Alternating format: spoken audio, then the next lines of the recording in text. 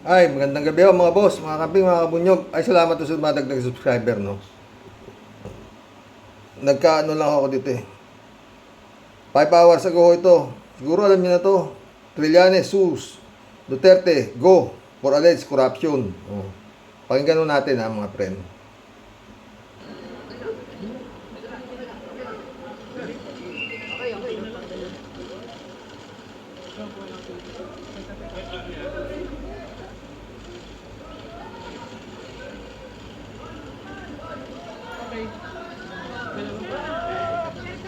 Yun nung mga ebidensya ni Senator Trillanes eh, para hong libro, ganyan, no?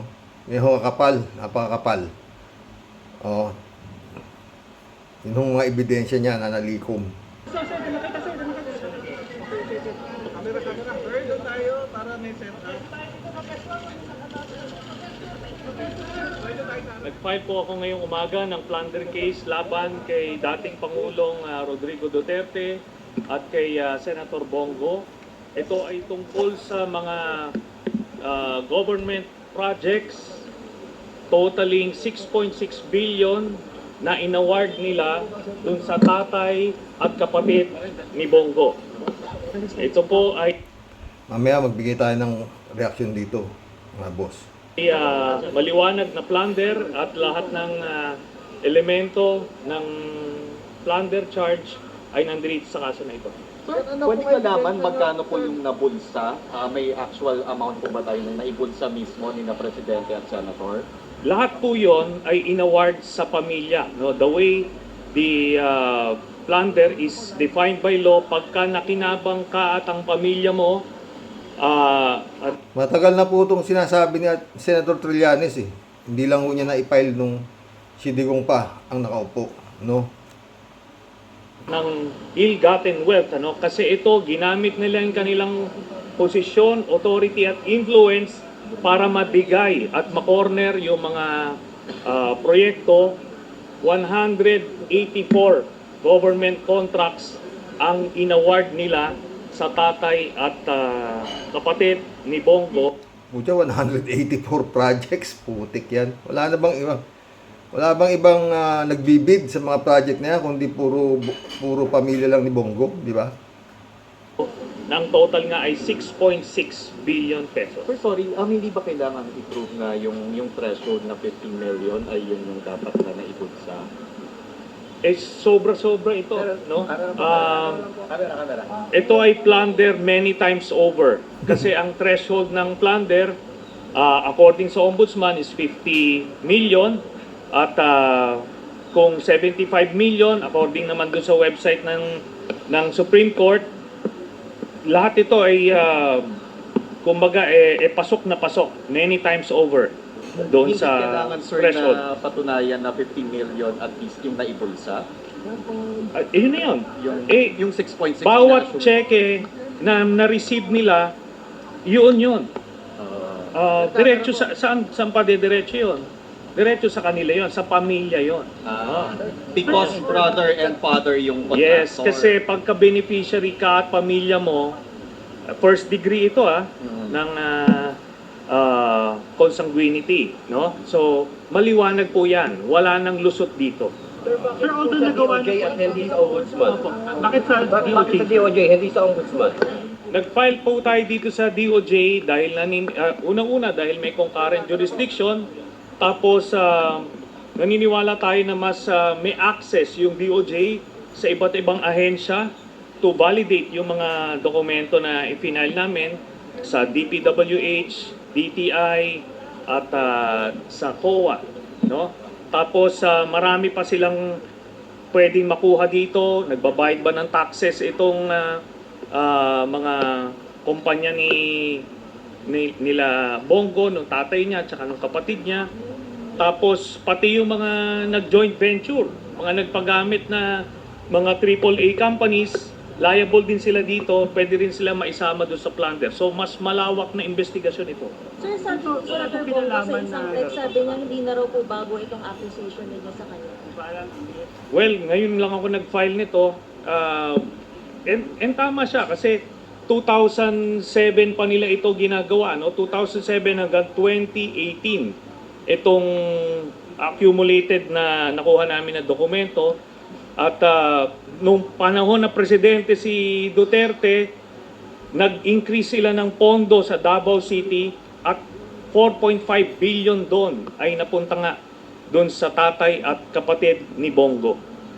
So plunder po ito, no? Yung iba gumagamit pa sila ng mga dummy pero ito lantaran, ginamit yung mismo mga kumpanya ng tatay at kapatid ni Bongo. What are the chances of winning the case? Sorry. What are the chances? Ang presidente ang nag-allocate ng additional funds sa Davao region at sila ang kumorner doon sa ground. So yun ang very definition ng plunder. Pagka ginamit mo yung authority, position at influence mo para makinabang ka at ang iyong pamilya. So maliwanag na maliwanag ang mga elemento ng plunder dito sa kasong ito. Sir, kung Lick and Turn, tatakbo po kayo 2025 midterm po. Maliwanag na maliwanag, ah. Yan ang aantayin natin kung gaano kaliwanag to. Digong po ito, digong, di ba? May magandang paliwanag pa si Senator Trillanes dito. Ibang forum po yan. At this point, ang pag-uusapan natin itong kaso. Decided to file just now. Dahil nung panahon ni Duterte, kontrolado nila ang hudikatura.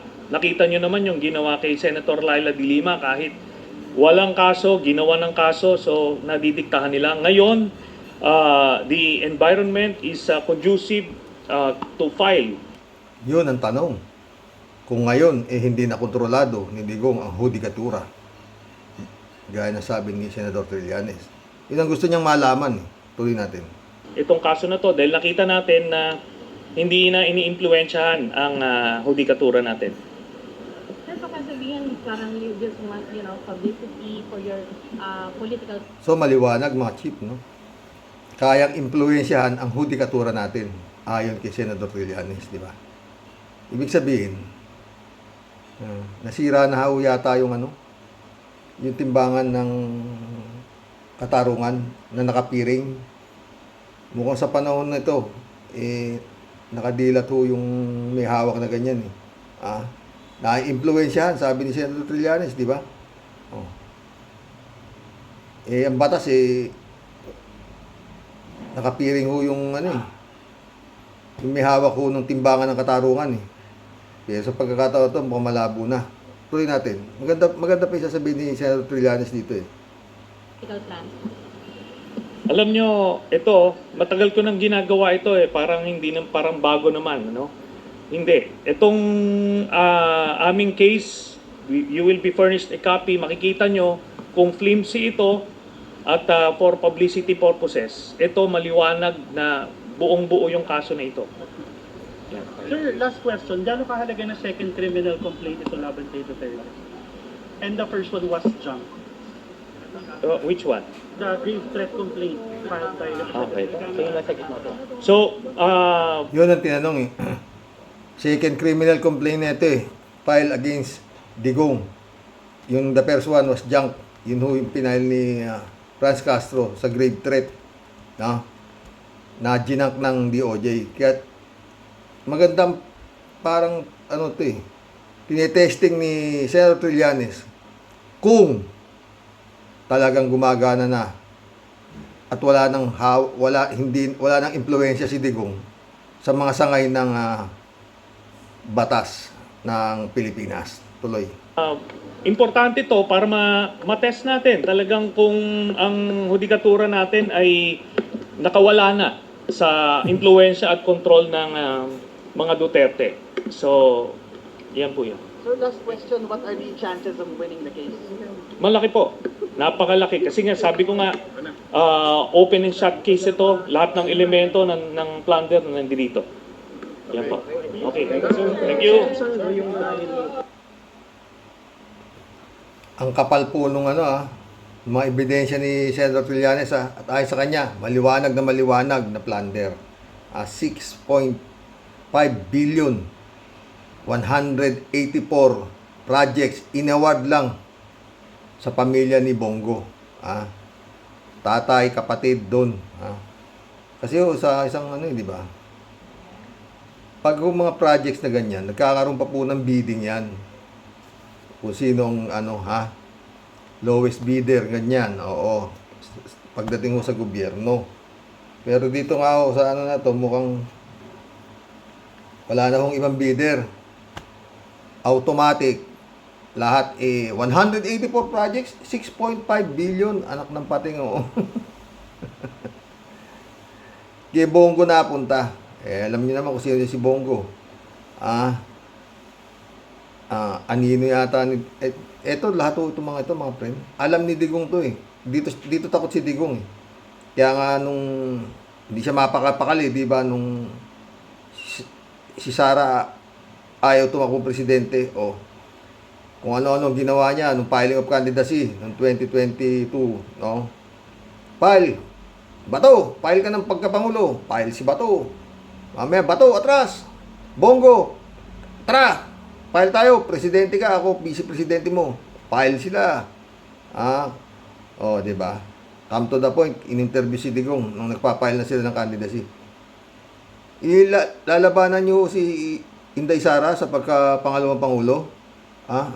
Bakit? Wala na talagang parang bangag na si Digong nun eh. Bakit? Nag-file na ba siya? Hindi ko alam yun eh. Ganun na. Pinag-file niya si Bongo. Bandang uli, atras na. Diba? Yun ang nangyari dyan. Alam ni Digong na mangyayari ito eh. Sa totoo lang. Kaya lang, ang problema, yung mga maliwanag pa na sinasabi ni Senator Trillanes, hindi naman magpapile si Senator Trillanes ng ganyan kung wala ho siyang ebidensya. At meron ho siyang mga abogado, di ba? No. Kaya dito natin malalaman kung wala na tao. Tama si Trillanes. Kung wala nang kamay sa hudikatura, si Digong nyo. Di ba, mga friend? Punta ho tayo rito. Ganda yung topic natin. Yun lang ho yan. Abang-abang ho yan. Anyway, matagal pa ho yan. Department of Justice yan di ba? Buti kung yung anak niyang na-involved yan, 3 buwan lang yan, may resulta na yan, di ba? Pero yung kay Franz Castro, mabilis din yun. Di ba? Mabilis. Pag-file, basura agad. Ito si Winston Casio, PAOK spokesperson. Dito, nakakatakot to. Idol Christian Isguera na naman po ito PAOK, minor player lang si Alice Go sa Pogo Syndicate. Ito. Pakinggan natin to Siya po ay isang minor player lamang, no? So if Alice Leal Guo is a minor player Christian, you could only imagine how big the actual big players are, no? Siya po lamang ay isang, how would I term it, middle manager lang sa organisasyon nila. No, nagkataon lamang that she made the wrong decision to enter into local politics.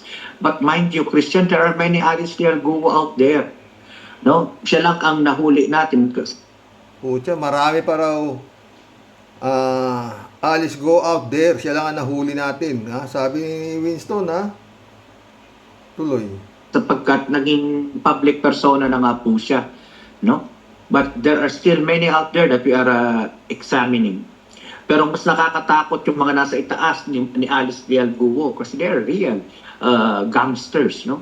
Lumalabas na siya po ay isang minor player lamang, no? So if Alice Leal Guo is a minor player Christian, you could only imagine how big the actual big players are, no? Siya po lamang ay isang, how would I term it, middle manager lang sa organisasyon nila. No, nagkataon lamang that she made the wrong decision to enter into local politics. But mind you, Christian, there are many Alice Leal Guo out there. No, siya lang ang nahuli natin sapagkat naging public persona na nga po siya, no?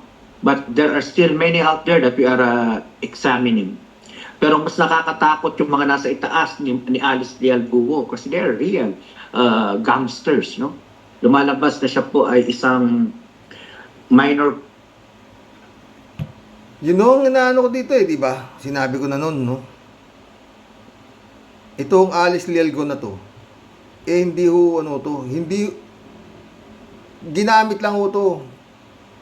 Yan sabi nga, minor lang, di ba? Minor ha, pero may salary helicopter, may kung ano-ano, di ba mga friend? Ang problema kay Winston Casio, yung sinasabi niyang malalaki nasa taas, yung mga gangster. Sino? Yung mga nasa itaas. Pumasok ka dito eh, sa gobyerno ng Pilipinas eh, ha? Ibig mo sabihin, nakapasok kayo rito nang wala kayong dinaanan na magbibigay sa inyo ng napakahirap pong isipin yan. Hindi ho ganun kalakas ang loob mo para pumasok ka sa isang gobyerno. Nagagawa ka ng mga ganito, isa kang napakalaking sindikato. Diba? Pero yun nga, gaya ng sabi ni Digong, kaya niya na pinapasok itong mga to. Kailangan natin ng pira.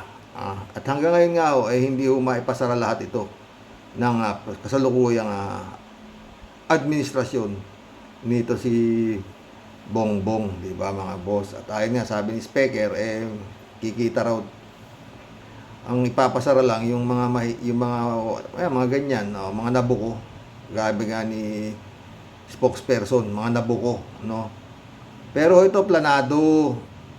Hindi lang ho akalain na may makakatakas na isang tinorture na nagsumbong kaya ho pumutok na. Pero wala hong nakatakas na foreigner na na-torture, wala ho eh.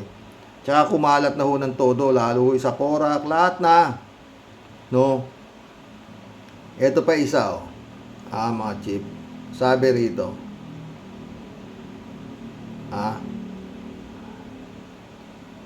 Hindi na sumipot si Alice Go noong June 26 Senate hearing. Ngayon pa kaya siya sisipot kung kailan lalo siyang nadidiin. Di ba? May katwiran naman, no? Hindi ko na ho tinalakay yung mga abogado ni Alice Go, hindi na. Kasi doon ho kay Ted Filon kay Idol wala akong gagawin yung mga yan kung hindi idepensa. Maski na paano ididepensa nila yan. Dahil ang pinaniwalaan daw nito si step out, si step in, sinasabi ni Alice Go. Oo, mga friend. Tignan natin to.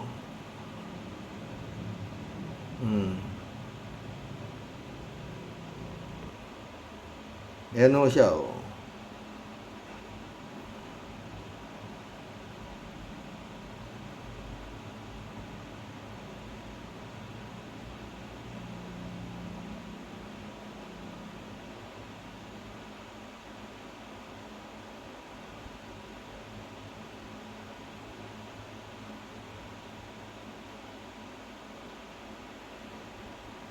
Hindi ko na ho pinaano, may kasi may sound, baka mamaya maka-copyright pa, no? Pero dito meron po siyang picture na nagkakasal. Mayor kayo, pwede kang magkasal Yun ang tanong, paano na yung mga kinasal nito? Chinese ho ito, hindi, at saka yun nga, pag natanggal na ito sa pagiging mayor, at saka yun nga, pero hindi na ho yata talaga sisipot ito. Yun lang problema, yung mga kinasal. Baka mabaliwala yung kasal nyo dahil nagkasal sa inyo. Hindi naman yung mayor na si Alice Go, kung hindi si Go Waping, Sa totoo, nagulo talaga na itong Go Waping na ito di ba? Natawa lang ako doon sa abogado nung nga, ayaw maniwala pa rin. Talagang believe pa rin siya na makaya niyang ilusot itong kaso nitong si Go Waping, no? At eto pa isa, mga boss, no? Yun yung pangatlong Alice Lialgo na parang kinopya nitong si Go Waping na kaparehas ng birth date niya, lahat-lahat, kung saan pinanganak, parehas, no? Meron na hong 50,000 pesos reward kung sino makapagtuturo doon sa tunay daw na Alice Lialgo. Wala bang magulang yun? Sinasabi nilang hindi ka mukha nitong si Go Waping? Wala bang kamag-anak yun?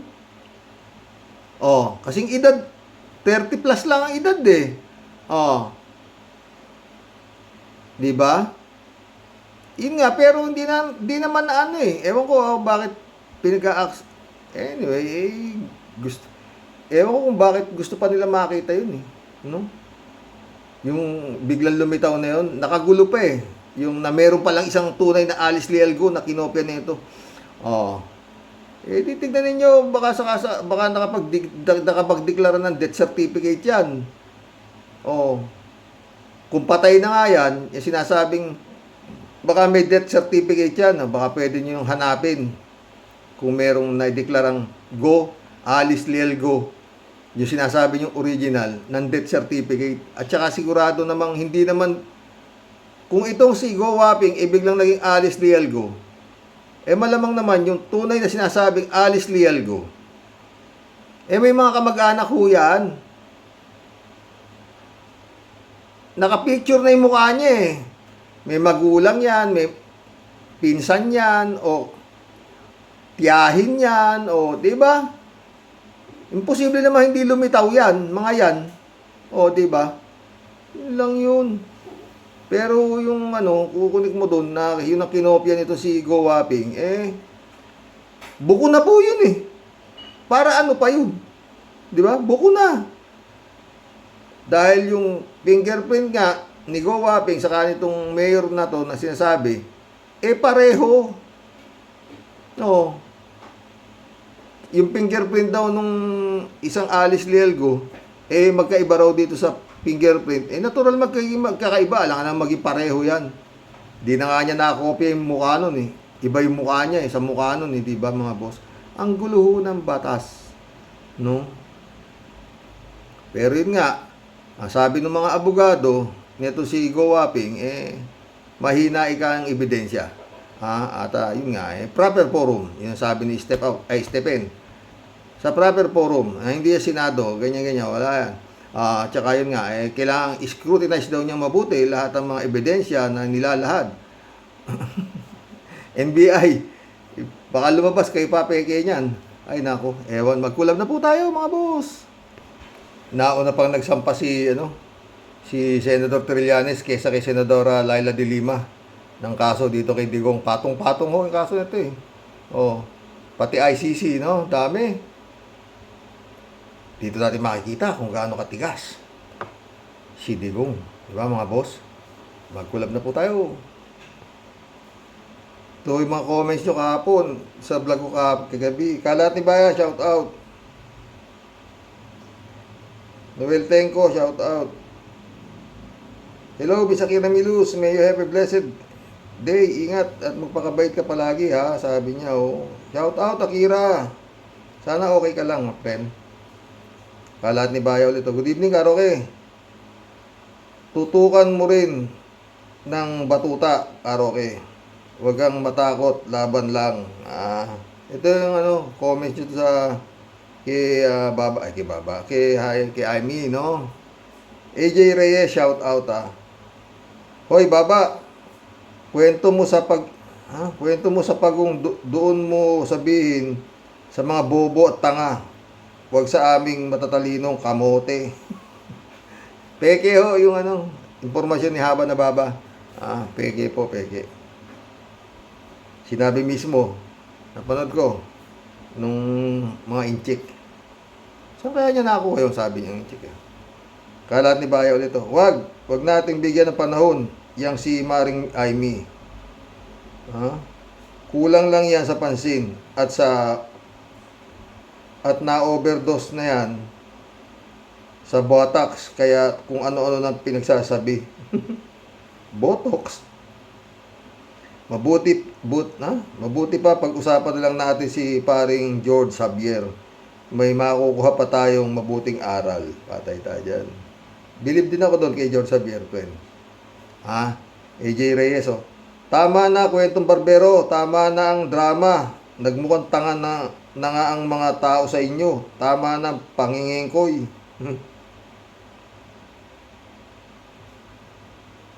Kathleen Remo, shout out. Sir, wag maniwala kay Amy, utos lang yan ng mga Duterte upang manakot nang sa ganon sisisihin si Pangulong Marcos Jr.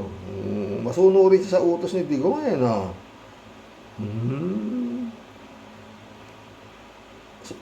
Raul Bellinada, shout out. Greetings Kuya Rox at sa inyong may bahay. God bless you all. God bless, Raul. Kalahati na naman, walang mangyayari sa ICC, warrant na yan. Magkakutsaba si paring Blenglong at si paring Roding, patay tayo dyan. Good time lang tayo, ang dalawang ungas na yan, patay tayo kay Kalahati, ito na naman siya. Raul Villanada, oh. Hindi naman imposible na may nakatutok na mga missile sa Pilipinas. Nga lang, ang nag-ulat nito ay isang lukarit na katulad ni Amy. Patay tayo dyan. Marami tuloy nagalit sa'yo, Amy Marcos, saan ka naman tinitira mo talaga. Bernardo Chansing, shout out. Talagang mga China ang gunggong na Amy na to. Sabihin mo yan sa Amerika, ang sinasabi mong babalina ka.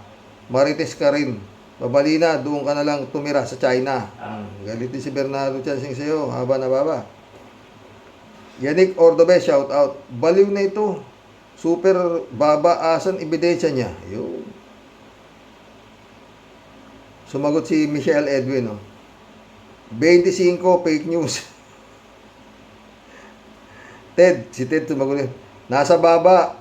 Yun ang radar niya. Pati warik nga lang. Patay tayo dyan. Ewan ko ba rito, no? Pero ewan ko tatakboy niya. Senadora pa rin ba? Putik yan. Oy, nagkagulo sa ano, napanood niyo si Caldero tsaka si Binay, oh, naggulo sila sa ano, gulo-gulo nila sa Senado, no? Ano ba kayo? Mga senador ba kayo ng bayan? Ano ba kayo? Sayang lang ipinapatayo yung building para sa mga Senate building na yan kung ganyan lang gagawin nyo.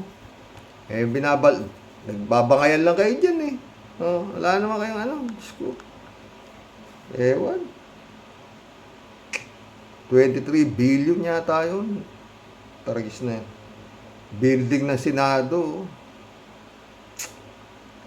Ang galing nung ano, mga friend, ha, si Atty. Claire Castro. Ang galing. Sana pinapanood niyo siya. Oh, ang galing. Atty. Enzo, Atty. Toto Causing, oh, mga friend, ha. Badcaster, o Chupista Bunao, shout out. Good evening Kuya Rox at sa mga ka-warriors. Ay naku kuya, ang masasabi ko kay Amy, no comment. Patay tayo dyan. Elizabeth Iscare, shout out, ha, sabi niya. Good evening Sir Rox. Nakakatakot talaga yung sinasabi ni Amy na yan, na may nakatutok na missile sa ating bansa. Tunaw ang Pinas pag totoo yan. Kung mag-iisip ang China na gawin yan at gagamitin ang missile na yan sa atin, pati sila malilintikan din. Totoo yan. Kasi di naman papayag ang ibang bansa na ganyanin tayo. Totoo. Kaya di nila basta gagawin yan, Sir Rox. Takot din silang mawasak ang bansa nila. Mismo. Ito si haba na baba lang medyo, ewan ko ba, nagkakakape. Ha? Marilo Pabianak, shout out. Good night po tayo sa mga ka-warriors. Ano ba naman tong si Amy? Tila nasa boy abunda lang. Di umaastang senadora? Di po kaya nag-uulyanin na yan? Ano po ginagawa ng intelligence natin? How come isang babaeng senadora ang nakaalam? Di po kaya nanggaling lang yan sa grupo ng Davao? Kasama po yan sa plano ng mga nasa Davao. In short, dakilang spokesperson ng mga Duterte. God bless us po tayo sa mga ka-warriors. God bless, Marilo Pabian. Bernardo Chansing, oh.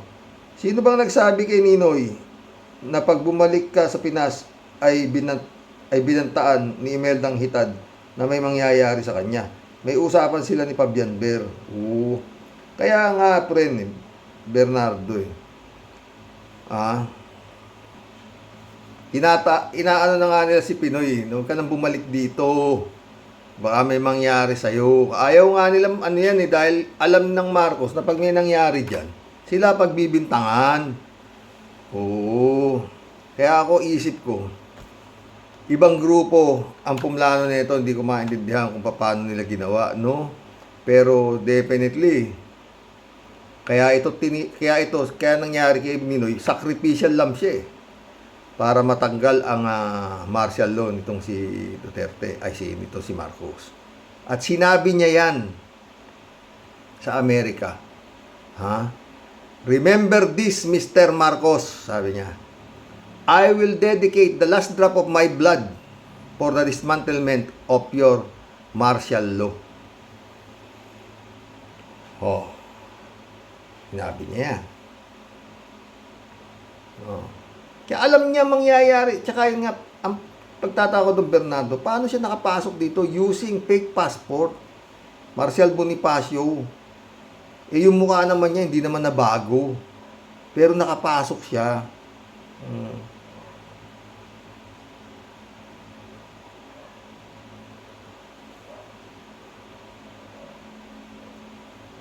Ricky Biscotcho, welcome to the club. Si Amy, kaya ganyan, di makaporma kay First Lady, kaya ganyan yan. May topak yan. Yun ang problema. Parang meron nga, di ba mga boss? Elizabeth Iscareo, sabi niya, may kumakalat ng balita si Rox na baka nga daw magkagera at marami daw Chinese sa umpin na nagsisilayas na at wala na daw sa Pinas. Ewan ko kung gaano ito katotoo, Sir Rox. Only God knows kung ipapahintulutan ito ng ating Panginoon at sana huwag naman. Hindi siguro. Alberto Olaero, shout out. Karoke, maniwala ka naman kay Amy Marcos, tinatakot lang ang mga Pilipino dahil alam niya, karamihan sa mga Pilipino, madali lang maniniwala at madali lang mabudol. Sabihin ng mga tangang butante, iboto natin si Amy Marcos, magaling siyang mangbudol, Karoke. Totoo yan. Ha? Ernesto Aquino, shout out. Bokabularyo din ni Fentanyl, boy, ang style ni Amy. Oh, di ba? Nga eh. Wala na. Alberto Olaero ulit oh. Karoke, naawa si Presidente Bongbong Marcos na mapusasan si Digong Duterte ng ICC. Kung hindi kay Digong Duterte, hindi siya magiging presidente ng Pilipinas. Yan ang opinion ko, Karoke. Pwede. Pero gaya ng sabi nung anak niya na si Sara Duterte, there is no permanent friend in politics, di ba? O, yun lang yun. Tsaka hindi naman Alberto hindi naman nakatahimik naman si Bongbong di ba? Tinitira nila ng tinitira o, di ba? O, ngayon, o, di ba? Yun lang yun. Yun nga nasabi ko, Alberto si Bongbong, kung tutuusin mo talagang pilipit na yan. Kasi talagang hindi siya pwede. Pag pinroteksyonan niya si Duterte at hindi siya nakikooperate sa ICC, parang cuddling criminal siya Hindi lang basta criminal yung kinakadil niya. Ha? Oh. Hindi lang basta criminal si Digong. 30,000 buhay ang nawasak dahil dyan sa Duterte drug war, no? Lita Alambat, shout out. Mukha bang takot? Feel ba niya? O, di ba? Yep Gibara, welcome to the club. Haba naman ang antena ng baba ni Marites. Simple ka tumira, Yet, Ted, shout out. Paano nakakasagap si Amy Lacson ng mga confidential information ng China? Ginagamit ni Amy ang kanyang baba bilang radar para sumagap ng sikretong impormasyon sa China. Yan ang high-tech na radar. Pababa ang puntirya imbis sa pataas. Patay tayo dyan. Lita Alambat ulit Saan pala pipiliin pa ba kung sino ang patatamaan? Magiging unfair ba sa God? Pababayaan na ba niya ang kanyang nilikha? O, tama. Ayun, yung nangyayari sa China. Lahat na ng klaseng kalamidad umaabot sa kanila. Ayaw pang umayos di ba? Hindi kasi sila naniniwala kay Lord, kay God, di ba? Yan ang naabot nyo. Cassandra Daisy, shout out. Tama, Mr. Rox. Saan nakuha ni Ivy impormasyon niya? Of course, sa China. Maka-China talaga yan ang Ivy na yan. Nahuhuli talaga ang isda sa bunganga. Isda. Ibig mo sabihin, anong klaseng isda nga ron to si Ivy? May isda bang ganyang kahaba ang baba? Librado Ludovico, shout out. Blessed morning po, Karoke. And all Rocky Warriors watching from Edmonton, Alberta, Canada. God bless po. Stay safe and healthy. Hoy, babali na. Senadora, ang galing mo naman. Tell it to the Marines. Yan ang trabaho mo. Trabaho ng walang magawa sa Senado. Patay tayo dyan. Cassandra Daisy ulit, sumagot. Di ba sa Foreign Affairs ang chairmanship niya? Sana sabihin niya ang China na sibra na sila at pinutulan ng daliri ang sundalo natin. Oo. Cassandra Daisy ulit. Diyan magaling ang DDS at IME. Gumawa ng topic para i-confuse at takutin tayong mga Pilipino. Hindi aatake ang China. Bakit? Ito. If China attacks the Philippines, parang inatake na rin niya ang mga allies natin na ibang bansa. Totoo. Number 2, bagsakan ka namin ng China dahil real estate na nabulok tulad ni Lito. Dito L. Maraming nagalisan. Marami nang nag-alisan na negosyante sa China, lumipat sa Vietnam. Number 3, takot din ang China sa retaliation ng mga international friends natin. Totoo.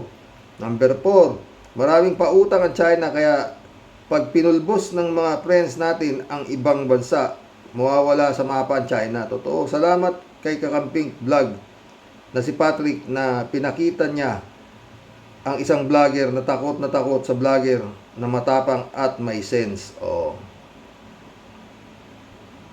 Libra Girl, shout out. Tagal na wala si Libra Girl. Kung totoo man 'yan, sila na nga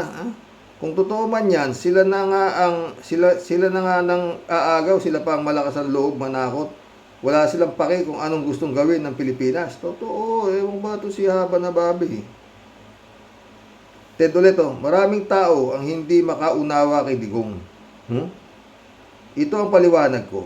Kung ang Diyos ay naglagay ng demonyo, marahil ang dahilan ay malaman ng tao kung sino ang mabuting Diyos at masamang Diyos. Tulad din sa sangkatauhan. Malalim ang ni Ted para malaman natin kung sino ang masama at mabuti. Ayan, lumitaw si Digong katulad ng demonyo. Kaya laging naghahasik ng lagim. Ngayon alam na natin kung ano si Digong nyo. Patay tayo dyan.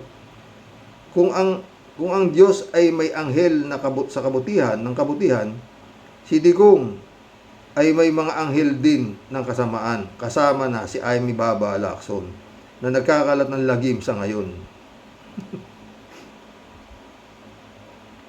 Libragel ulit Impormasyon ni Amy galing sa BFF niyang aso ng China para matakot si BBM at pauwiin ang US. Yun nga yun Libragel ulit nakita ni Amy sa bolang kristal ni Digong.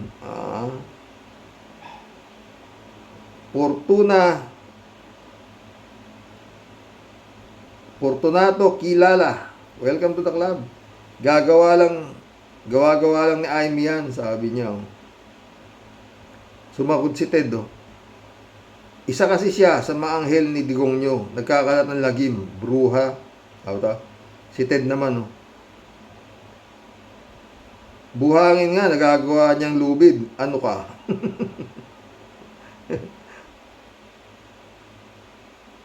Shirley Jaser dapat sa maselang bagay na kagaya ng sinasabi ni Amy, hindi siya ang dapat nag-announce niyan, Karox. Ito talagang si Amy sobrang nervyosa.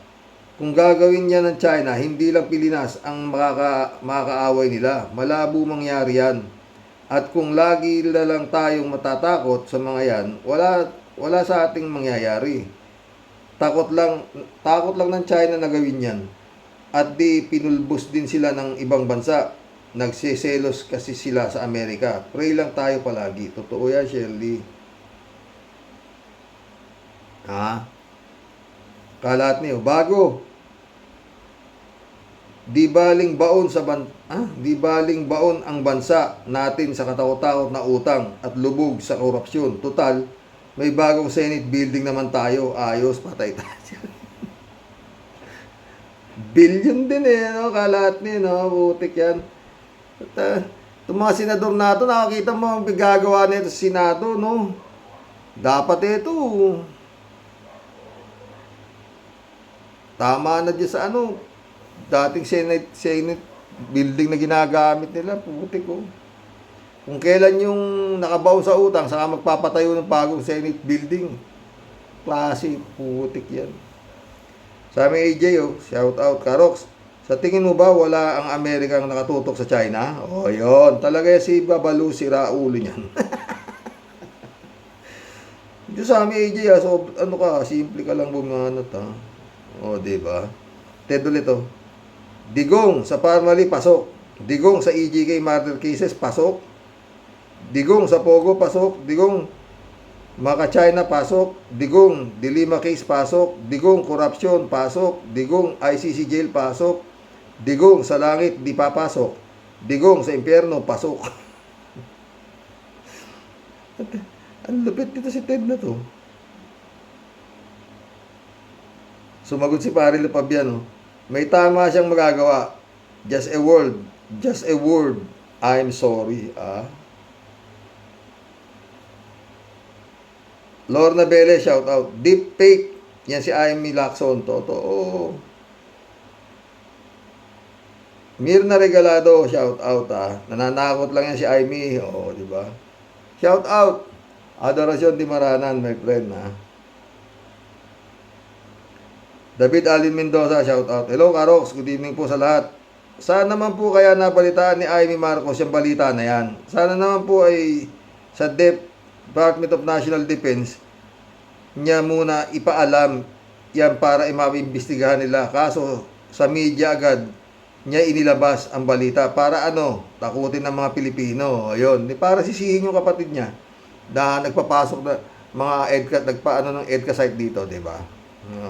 Talagang malaki diferensya sa baba nito, sa totoo lang. Mas delikado nga baka salubong mo si Amy Marcos kasi baka madapa o matisod dyan sa harapan mo, patay kang bata ka. Parang natusok ka ng piko sa katawan, sa talas ng baba niya. At saka dapat po may license to carry a deadly weapon siya. Patay tayo dyan, David. Rolando Gutay, shout out. Kung totoo yan, dapat sabog na Taiwan at saka military secret ng China yan. Paano niya nalaman? Baka may bolang kristal nga rin to, kagaya ni Harry Shoke, di ba? Si Rapin Divina, shout out. Ayaw ko si Amy Marcos, pro-China yan, traidor. Diba? Pares tayo, Ted ulit, naipahayag na ng administrasyon ni Marcos na hindi dapat alisin ang Pogo sa Pilipinas. Kung may dapat daw alisin, ay yung mga nangyayaring kaguluhan sa Pogo. Magulo nga naman pag nagkaroon ng raid ang mga kapulisan sa Pogo. Nagsisipagpulasan ang mga kriminal. Kinakabahan ang mga kagalang-galang na mga politikong protektor at sangkot dito tulad ni Leon Guerrero. Nangungulantang ang pananahimik dahil binisto ni Toto Ausing. Totoo yan. Si Rapin Divina ulit, imposible yan. Baliw yan si Amy Marcos na yan. Totoo nga, ewan ko ba dito. Michelle Edwin ulit, nananakot si Baba sa mga bobo, parang digong. Totoo yan, pre. Ewan ko ba? Kinakot dyan. Hailey Wessinger, shout out. Panibagong pananakot na naman nila yan. Gusto nilang matakot na lang tayo matakot na tayo ng tuluyan sa China. At isuko ang West Philippine Sea. Walang paki ang China kung sinong gusto nating lapitan. Totoo yan.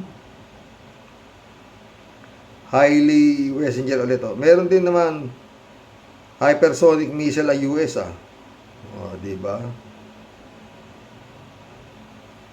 Alfredo Vita, welcome to the club. Fake news yan, Amy, liar. Oh, di ba? Al Olalia, shout out ha. Ha? Ano?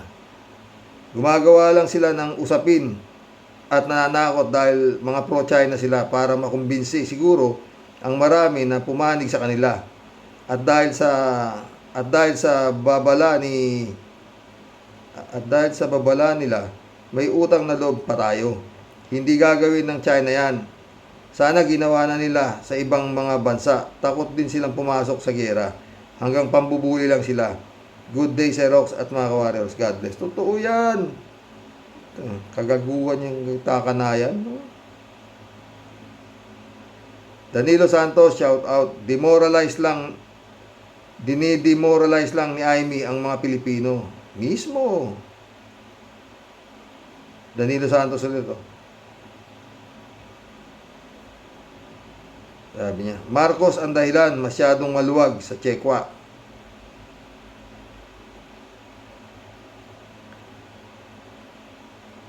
Rodelia Alpilor, shout out ha. Di ako niniwala kay Babalina, sir, pero marami ng patunay na di totoo yan kasi makapili pa rin talaga yan kasi kampi sa atin ang US. Talagang pabagsak na siya. Sira ulo ka, gaga ka, buwisit ka, patay tayo, galit si Alruede. Yan lang, sir. Antayin naman ang sinasabi na sinungaling na yan. Taktika nila yan. Ay, sir, dasal lang po tayo kung anuman ang kailan ka pa naging vlogger. Ha, Babalina. Ingat po tayo lahat and God bless po. God bless, Rodelia Alpilor. Marilyn Morales, shout out. Sabi niya, di ba pro-China yan at may koneksyon siya sa kay Xi Jinping? Sana siya ang unang matamaan, but then again, meron siyang dangerous weapon sa pangsangga, yung baba niya. Ramon Valencia, shout out. Bossing, nalawayan yata ng taga Davao at pinasilip sa kanya yung Matrix. Patay tayo dyan. Ramon Valencia ulit oh. Bossing, di ba bawal yung pinakalat na balita ni Amy? Baka magkagulo sa Pinas at magkaroon ng panic buying. Pwede, di ba? Walang magawa matinuto si Haba na Baba eh. Friend Shelby sa Peda, shout out. Christian Sen, shout out sa inyo mga friend. July 7 Alcantara. Friend Amy Bingson, shout out. Dolor Garcia, shout out ha. Eman Escalona, anak, shout out. Brother Elias Isjo, shout out sa inyo. Sabi ni Friend Shelby, no? Teka, Sir Rox, nakakainit ng baba yung nagbabagang pagbuga ng bunganga ni Madam Babalina. Hanip ano po? Dinaig niya pa po talaga ang nagbabagang sasabog na bulkan sa kanyang pasabog na balita. Pero teka lang, Sir Rox, halatang halata po talaga na siya po isa sa mga alipores ng mga tagasunod ng mga wakanga na tiyenggot, ano po, masyado po siyang maligalig at talagang updated sa mga plano at ganap na ginagawa ng mga kakampi niyang tiyenggot na wakanga, ano po. Naku, ewan nga sa'yo, Madam Babalina. Sa halip na ikaw maging concern para sa bansa mo, kasama ka pa sa nananakot at naninindak para takutin ang kapwa mo Pilipino. Di ko alam saan humuhugot ng nginig ng baba mo. At ang lakas ng loob mo talaga para patunayan na mas kinakampihan mo ang bansang dumudurog at yumuyurak sa bansang pag-aari mo at sinilangan mo. Tunay kang taksil sa sarili mong bayan at sa mga kababayan mo na nagpwesto sa iyo sa kinalalagyan mo ngayon. Totoo yan, Tia Delica ha. Masasabi ko lang po sa iyo, Madam Chair Baba, na isang chuwari-wariwap, di wow, di ba dyan ka masaya? Di ba umuusok palagi yung ilong mo sa galit at pangkontra sa mga bansang handang magtanggol at makipagyera para depensahan ang bansa at teritoryo mo na handa mong ipasakop sa mga iniidolo mong syengot Kaya sa susunod, madam, aasa ka pa ba talaga? Malamang ligwak at nga sa susunod na ikaw aapila para sa pwesto ulit. Pero yun kung walang magiging magic na parang si Alice in Wonder Farm. Parang magic, sumulpot na parang kabuti lang. Ay nako mga yawa. Nakakapanginig kayo talaga ng baba.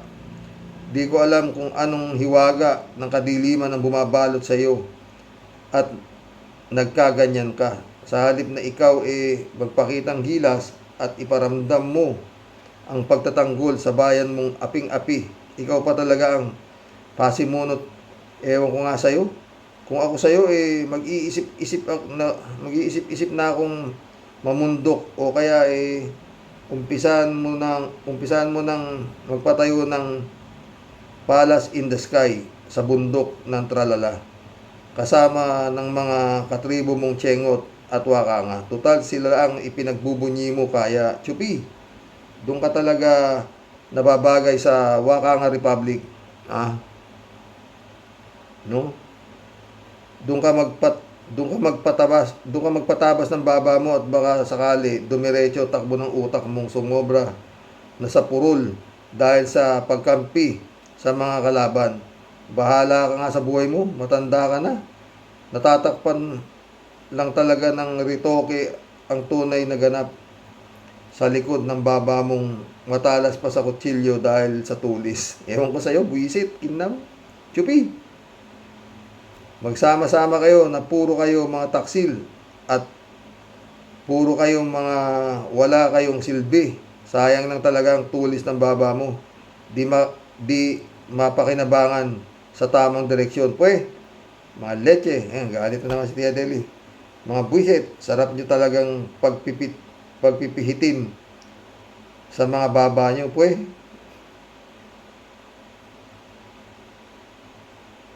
Cat Gray, shout out. Sabi ni Cat Gray. Si Rox, para sa akin, kahit sinong mamamatay, alam ang mangyayari sa kanya, lalo na si Ninoy na sa haba ng pakikipaglaban niya, alam na alam ang magiging kapalaran at kahantungan niya. Ang mga Marcos magaling yan sa conspiracy. Sinadya nila yan na magiging alamat para hindi sila makakalimutan ng mga tao. Bali ba, yan si Amy ay minana ang style ng ama-amahan niya na magaling gumawa ng script for us to remember them. Tatakutin pa tayo para maiwas sa kanila at tutok tayo sa China at hindi sa kanila. Puro daw lang naman ang mga pinagsasabi niya. Ibig sabihin, chismis o gawa-gawa lang niya para malihis tayo sa China at gamitin to divert the issue dahil alam niya mainit na tayo sa China. Dagdag ningas lang niya siya. Alam ko style mo, babalina. Bulok na yan. Samantalang kumikita ka sa China, kayong lahat.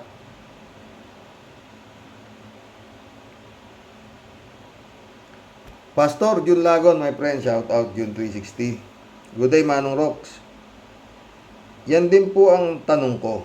Wala ba tayong karapatan makipag-ugnayan sa US? Sobra na po ata ang China sa pakingialam nila sa Pilipinas. Sino ba kasi ang nagbigay ng karapatan sa China para pakialaman nila ang Pilipinas? Sabi niyo po, your guess is as good as mine.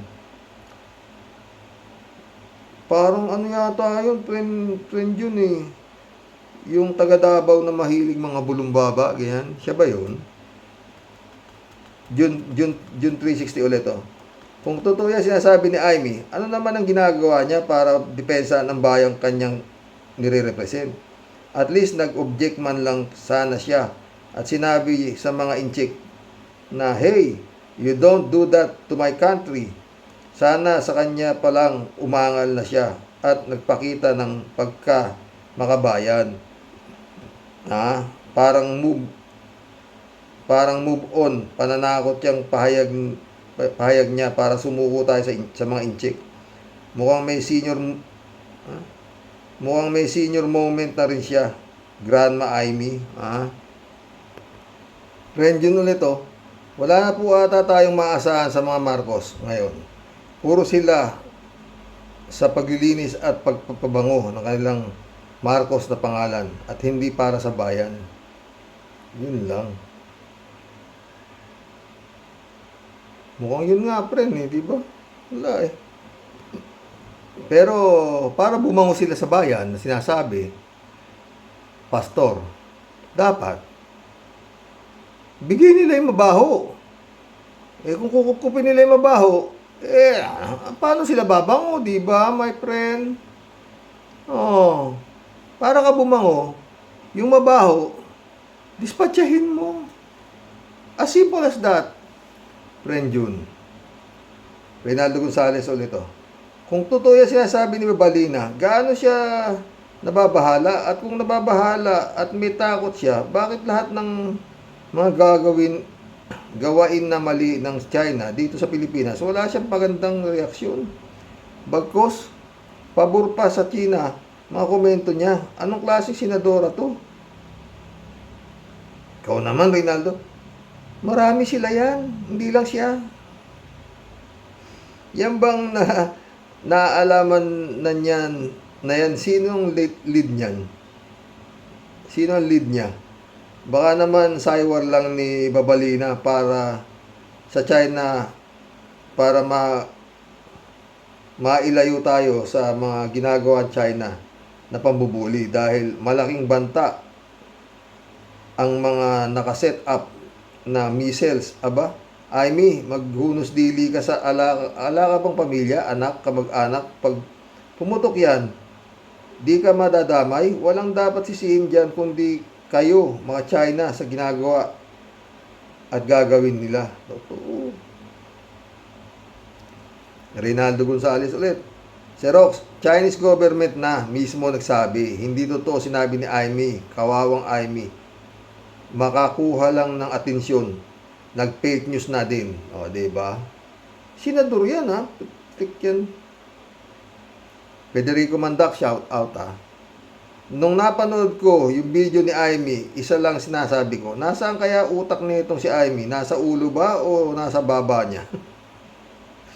Kasi sa sinabi niyang yan, tinatakot niya ang taong bayan. Paano kung may mga naniwala sa kanyang matakot at kung ano-ano ang gawin?